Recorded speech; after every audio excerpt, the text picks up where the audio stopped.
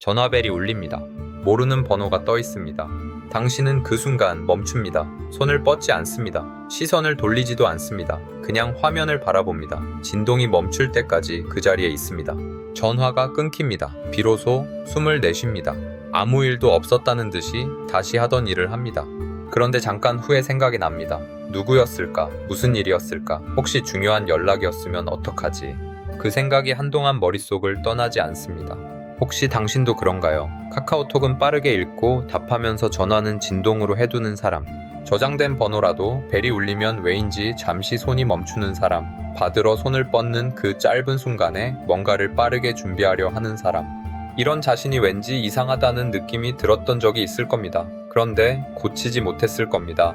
오늘은 그 이야기를 하려 합니다. 전화가 울릴 때 심장이 내려앉는 이유가 무엇인지, 이게 단순히 귀찮은 성격 탓인지, 아니면 그 안에 훨씬 더 깊은 이유가 있는 건지. 당신이 전화를 두려워하는 건 게으름이 아닙니다. 전화벨이 울릴 때 심장이 빠르게 뛰는 건 익숙함의 문제가 아닙니다. 그것은 신체 반응입니다.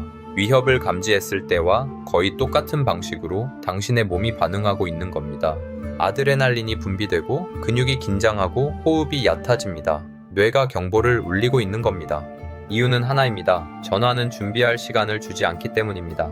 문자나 DM을 받으면 읽을 수 있습니다. 생각할 수 있습니다. 어떻게 답할지 고를 수 있습니다. 표현이 마음에 들지 않으면 지울 수 있습니다. 지금 당장 대답하기 어려우면 잠시 후에 보낼 수도 있습니다. 전화는 다릅니다. 벨이 울리는 순간부터 시계가 돌아갑니다. 상대방이 무슨 말을 할지 알 수 없습니다. 어떤 목소리로 받아야 하는지, 이 통화가 얼마나 길어질지, 중간에 말이 막히면 어떻게 해야 하는지, 어색한 침묵이 생기면 어떻게 채워야 하는지 아무것도 알 수 없습니다. 그 모름이 당신을 얼어붙게 만드는 겁니다. 심리학에서는 이것을 불확실성, 과민성이라고 부릅니다. 쉽게 말하면 모르는 게 너무 싫은 뇌입니다. 예측할 수 없는 상황이 올 때 보통 사람보다 훨씬 강하게 불안을 느끼는 특성입니다. 이 특성을 가진 사람들의 뇌는 미래를 매우 열심히 시뮬레이션 합니다.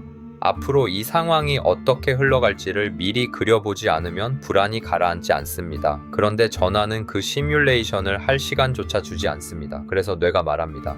나는 지금 이 상황을 통제할 수 없다. 준비가 안 됐다. 뭔가 잘못될 수 있다. 그 메시지가 0.1초 안에 심장을 조입니다.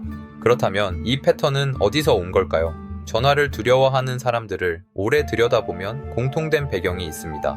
과거에 전화로 좋지 않은 순간을 겪은 적이 있습니다. 전화로 갑작스럽게 나쁜 소식을 들었거나, 통화 중에 말실수를 해서 관계가 어색해진 적이 있거나, 전화를 받자마자 상대방의 감정에 즉각적으로 대응해야 했던 상황을 반복적으로 경험했거나, 혹은 어릴 때부터 말 한마디에 매우 민감한 환경에서 자랐습니다. 상대방의 목소리와 표정에 늘 촉각을 곤두세우고 살아야 했거나, 어떤 경우든 뇌는 학습합니다. 준비 없이 노출되는 상황은 위험할 수 있다고, 말은 틀리면 안 된다고, 상대방의 반응을 예측하지 못하면 불안하다고. 그 판단은 틀리지 않았습니다. 당신이 그 상황에 있었을 때 그것은 진짜 필요한 감각이었습니다. 그런데 여기서 역설이 생깁니다. 피하면 피할수록 전화는 더 무서워집니다. 전화를 받지 않으면 일시적으로는 편합니다. 진동이 멈추고 숨을 내쉬는 그 순간 당신은 잠깐 안도합니다. 그런데 그 안도가 뇌에 신호를 보냅니다. 잘했어. 전화는 피하는 게 맞아. 다음에도 피해. 회피가 반복될수록 두려움은 커집니다. 뇌는 피하는 것을 정답으로 기억하고 다음번에 더 강하게 경보를 울립니다. 결국 전화벨 소리 자체가 공포의 신호가 됩니다. 그리고 전화를 피하고 난 뒤에도 진짜 피로가 시작됩니다. 그 번호가 누구였는지, 혹시 중요한 연락이었는지, 내가 왜 못 받았지, 나중에 어떻게 해야 하지. 피했는데 오히려 더 무거워집니다. 이것이 전화 공포가 스스로를 유지하는 방식입니다. 전화를 두려워하는 건 사회성이 부족해서가 아닙니다. 전화 통화는 인간이 진화 과정에서 수십만 년 동안 해온 소통 방식이 아닙니다. 표정이 없습니다. 몸짓이 없습니다. 눈 맞춤이 없습니다. 오직 목소리 하나만으로 매 순간 즉각적으로 반응해야 합니다. 그 처리 과정이 더 세밀하고 더 깊게 이루어지는 사람들이 있습니다. 상대방의 말 한마디를 더 깊이 받아들이는 사람들, 뭔가를 말하기 전에 한 번 더 생각하는 사람들, 준비 없이 뛰어드는 것보다 충분히 이해하고 시작하는 것을 선호하는 사람들. 이 특성은 글쓰기에서 빛이 납니다. 깊이 있는 대화에서 빛이 납니다. 상대방의 감정을 세밀하게 읽는 데서 빛이 납니다. 전화라는 형식만 놓고 보면 약점처럼 보이는 것이 사실은 당신만의 방식으로 세상을 처리하는 능력의 다른 면일 수 있습니다.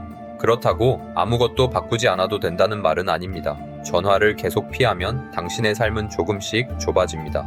직장에서 불필요한 오해가 쌓입니다. 중요한 연락을 놓칩니다. 전화가 올 때마다 스트레스를 받습니다. 스스로를 향한 자책이 늘어납니다.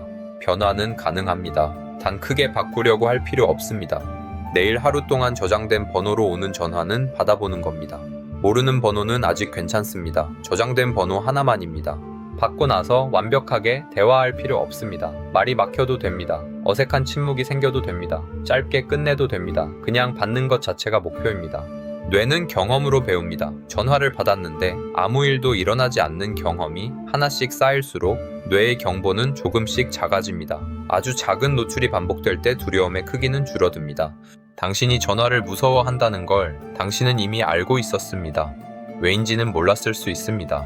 그냥 내가 예민한 건가 싶었을 수도 있습니다. 남들은 다 잘 받는데 나만 이러나 싶었을 수도 있습니다. 그런데 지금 당신은 이유를 알게 됐습니다. 준비할 수 없는 상황이 당신에게는 더 크게 느껴진다는 것. 그 감각이 한때 당신을 지켜준 것이라는 것. 그리고 그 감각은 조금씩 바꿀 수 있다는 것. 당신은 이상한 게 아닙니다. 이제 그 방식을 조금 업데이트할 시간이 된 겁니다. 이 영상이 오늘 당신에게 작은 힌트가 됐다면 구독과 좋아요가 다음 영상을 만드는 힘이 됩니다.